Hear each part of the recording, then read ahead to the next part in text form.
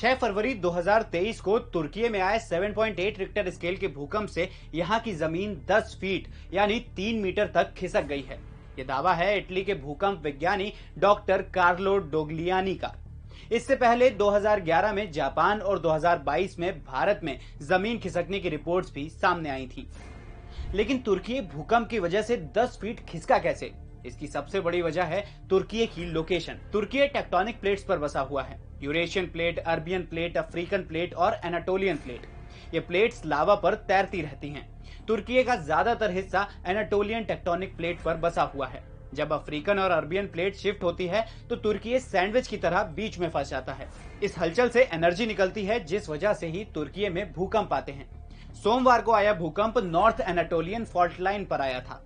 Italy के seismologist doctor Carlo डोग्लियानी के मुताबिक एनाटोलियन टेक्टोनिक प्लेट और अरबियन प्लेट एक दूसरे से 225 किलोमीटर दूर खिसक गई हैं, जिस वजह से तुर्की अपनी भौगोलिक जगह से 10 फीट खिसक गया है और करीब 20 फीट तक नीचे धंस गया है। हालांकि ये शुरुआती डेटा से मिली जानकारी है। आने वाले दिनों में सैटेलाइट इमेज से सटीक जानकारी मिल सकेगी। टेक्टोनिक प्लेट्स के इस तरह हॉरिजॉन्टल खिसकने से काफी नुकसान हो सकता है, जैसे सड़कें, इमारतें, पानी या पेट्रोल की पाइपलाइन टूट सकती हैं। इसके अलावा नदियों की दिशा में भी बदलाव आ सकता है। लेकिन ये पहली बार नहीं है। इससे पहले भी 11 मार्च 2011 को जापान में अब तक का सबसे ज्यादा शक्तिशाली भूकंप आया था। 9.1 रिक्टर स्केल के इस भूकंप ने सिर्फ लोगों की जान ही नहीं ली, बल्कि पृथ्वी की धुरी को 4 से 10 इंच तक खिसका दिया था, जिससे पृथ्वी के रोजाना चक्कर लगाने की स्पीड भी बढ़ गई। ऐसे ही भूवैज्ञानिकों का मानना है कि भारत भी यूरोप की तरफ खिसक रहा है। ऑस्ट्रेलिया के भूवैज्ञानिकों ने धरती पर मौजूद सभी टेक्टोनिक प्लेट्स का एक नया नक्शा तैयार किया है। इसमें बताया गया है कि इंडियन प्लेट और ऑस्ट्रेलियन प्लेट के बीच माइक्रो प्लेट भी शामिल हो रही है, जिस वजह से भारत यूरोप की ओर खिसक रहा है।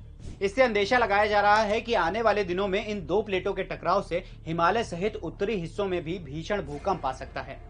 करीब 204 साल पहले यानी 1819 में गुजरात के भुज में लगभग 7.8 रिक्टर स्केल का भूकंप आया था, जिससे जमीन के नीचे स्थित प्लेट्स एक दूसरे पर चढ़ गईं और एक टापू बन गया।